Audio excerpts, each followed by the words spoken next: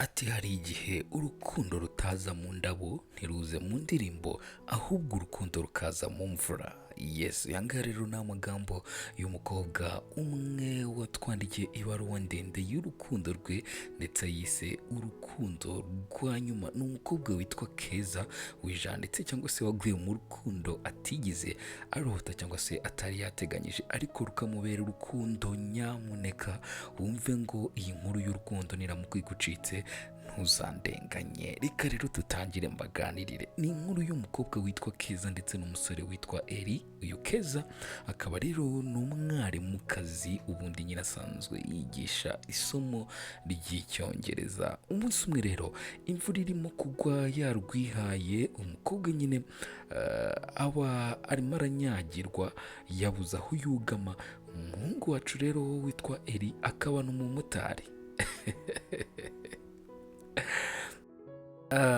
Keza ati nari mpagaze ku muhanda mfite igikapu cyuzuye ibitabo ariko ntaho nakwikinga. Imvura rwose yirukansaga abantu ndetse yuzuyemo n'umuyaga. Moto imwe irahagarara, umusore arambwira ati ntugire ubwoba, imvura si ikibazo ahubwo ikibazo nuko ntawe wigeze aguha aho wikinga.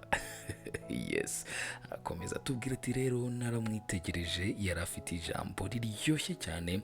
Atari ko sinari mfite umutima wo kumwumva, sinari nzi ko uyu musore wambaye ishaketi ishaje yari agiye kuba igice cy'ubuzima bwanjye. Yes, ngira ngo rero murabyumva. Uyu nguyu ni uwitwa Keza, ni umwarimukazi nk'uko nabibabwiye, naho uyu nguyu rero Ellie ni umumotari witwarira moto bisanzwe. Asanze Keza ku muhanda ari kunyagirwa ati humura, imvura si cyo kibazo ahubwo nuko rwose hatagize umuntu uguha icyo wifubika witwikira cyangwa se aho kwikinga. Umukobwa yacu akomeza atubwira ati Ellie yatangiye kuntwara buri munsi.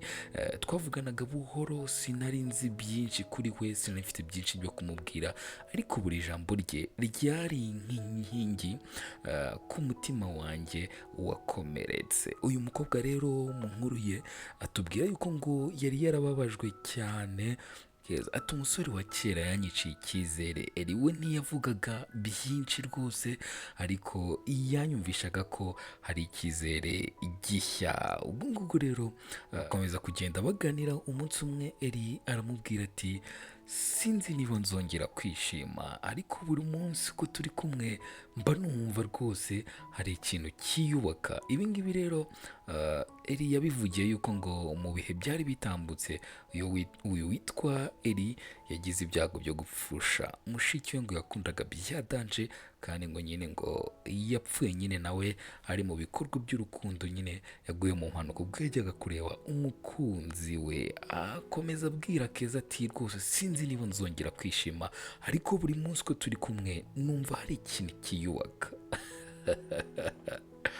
Sinzi niba muri kumva icyo kintu. Umukobwa rero akomeza atubwira ati twari turavugana bijyanye n'urukundo, twari tutaraganira binini ariko buri gikorwa cya Ellie cyari urukundo. Uri kuri the mic radio native. Ati yanyitagaho akibuka kumpamagara akanyibutsa ibyo wenda akeka ko nibagiwe.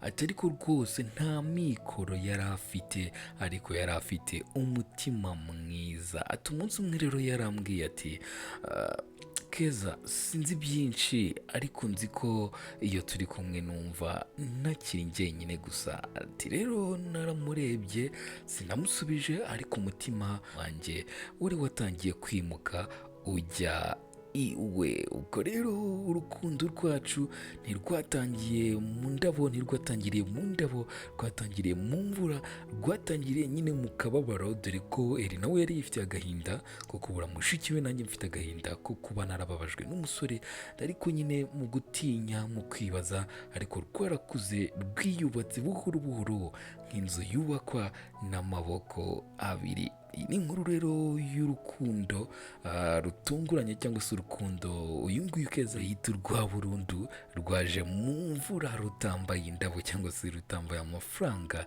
rutambaye ibindi ahubwo rwambaye umutima mwiza. Thank you so much ladies and gentlemen, iyi ngiyi ni episode ya mbere ku nkuru y'urukundo rwacu, inkuru yacu y'urukundo rwa keza ndetse na ellie. Iyi ngiyi ni episode ya mbere, ndakurarikira episode ya kabiri.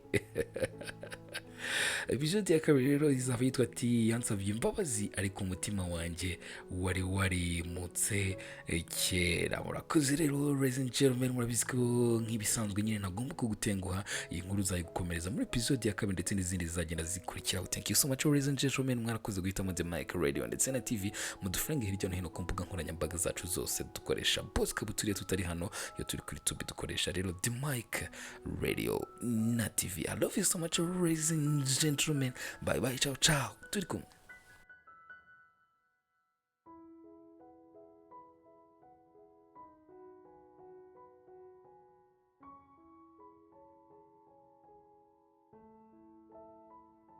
Uri kuri The Mic Radio na TV.